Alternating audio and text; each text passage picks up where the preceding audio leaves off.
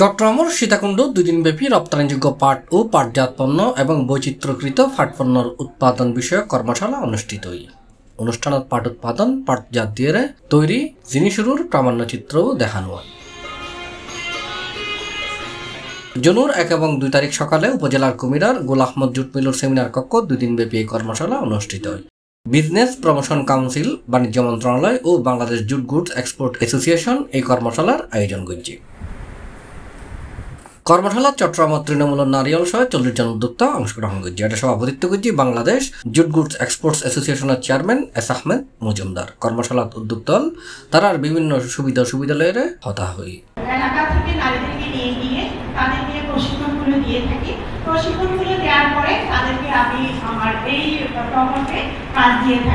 বিজেজিইএ secretary Mohammad Hasanul ইসলামের পরিচালনায় অনুষ্ঠানত আরো উপস্থিত আছেন গোল আহমদ জুট মিলসুর বস্তু প্রকৌশলী ও সহকারী ব্যবস্থাপক শফিকুল আলম, প্রকল্প প্রধান এস.এম. মইনুল করিম, উৎপাদন কর্মকর্তা মোহাম্মদ রফিকুল আলম পাটওয়ারি, সীতাকুণ্ড প্রেস ক্লাব সাধারণ সম্পাদক লিটন চৌধুরী, সাংবাদিক কামরুল ইসলাম দুলু, সাইদুল হক, বিজনেস প্রমোট কাউন্সিল বাণিজ্য মন্ত্রণালয় সহকারী পরিচালক শফিকুল আলম, বিজেজিইএ সেক্রেটারি লিটন রায়, অফিস নির্বাহী মাসুদ গওহার, জেডিপিসি চট্টগ্রাম সেন্টারের ইনচার্জ স্বপন চন্দ্র মহন্ত। উদ্যোক্তাদের মাঝে বক্তব্য রেখে মোহাম্মদ ওসমান হোসেন, আমেনা বেগম, নীলু আক্তার, তুলি, নার্গিস আক্তার, ডক্টর সন্তোষ মজুমদার, শান্তা চৌধুরী, কাইসারুল নেসা, উইসি মার্মা, রাহুল